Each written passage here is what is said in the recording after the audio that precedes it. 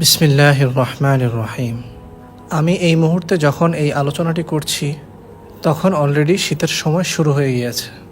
শীতকাল এই ঋতুটা হচ্ছে এমন এক ঋতু যখন নাকি ইবাদতের যেমন অনেক সুযোগ থাকে, মানুষ ইবাদতের প্রতি যেমন ঝুঁকে পড়ে, আবার এই শীতকালেই অনেক মুসলমান ভাইয়েরা নফসের ধোকায় পড়ে, নফসের প্ররোচনায় গুনাহের দিকে ঝুঁকে পড়ে। শীতকালে ওয়াজ মাহফিল হয়, বিশ্ব ইজতেমা হয়, ইসলামিক সেমিনার হয়। আবার এই শীতকালেই কনসার্ট হয়, গান বাজনার আসর হয়, যাত্রাপালা হয়, আরও অনেক কিছুই এই শীতকালে হয়ে থাকে। এই সময়গুলোতে মানুষ বেশি পরিমাণে গুনাহের দিকে ধাবিত হয়, নফসের ধোকায় পড়ে গুনাহ করে ফেলে। শয়তান বিভিন্নভাবে ওয়াসওয়াসা দিয়ে দিন থেকে সরিয়ে নেওয়ার চেষ্টা করে।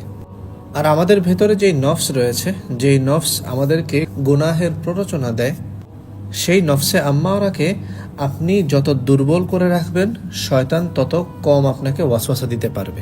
আপনার নফসে আম্মারা যদি দুর্বল হয়ে যায়, তাহলে আপনার নফসে মুতমাইন্না শক্তিশালী হবে, অর্থাৎ আপনি আরও বেশি ইবাদতের দিকে ঝুঁকে যাবেন, ইবাদতের স্বাদ পাবেন, আল্লাহ তাআলার নৈকট্য অর্জন করতে পারবেন। তো এখন আপনি আপনার নফসকে যেমন খাবার দিবেন, নফস আপনার সাথে ঠিক তেমন ব্যবহার করবে। একটু বুঝিয়ে বলার চেষ্টা করি।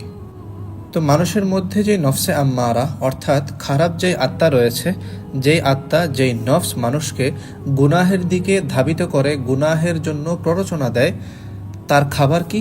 তার খাবার হলো বিভিন্ন গুনাহ করা, চোখের গুনাহ করা, গান শোনা, সিনেমা দেখা, টিভি শো দেখা, গানের ভিডিও দেখা, গীবত করা, মিথ্যা কথা বলা, হারাম খাওয়া, মানুষের সাথে হটকারিতা করা, ধোঁকাবাজি করা, সিনেমা হলে যাওয়া, সিগারেট খাওয়া, মদ পান করা, ড্রাগস নেওয়া, এই জাতীয় গুনাহের যত আসবাব আছে, গুনাহের যে সমস্ত বিষয় আদি আছে, এই সবই হলো নফসে আম্মারার খাদ্য। আপনি এই সমস্ত বিষয় যত করবেন, নফসে আম্মারা তত বেশি শক্তিশালী হবে, আপনি আল্লাহ থেকে তত বেশি দূরে সরতে থাকবেন।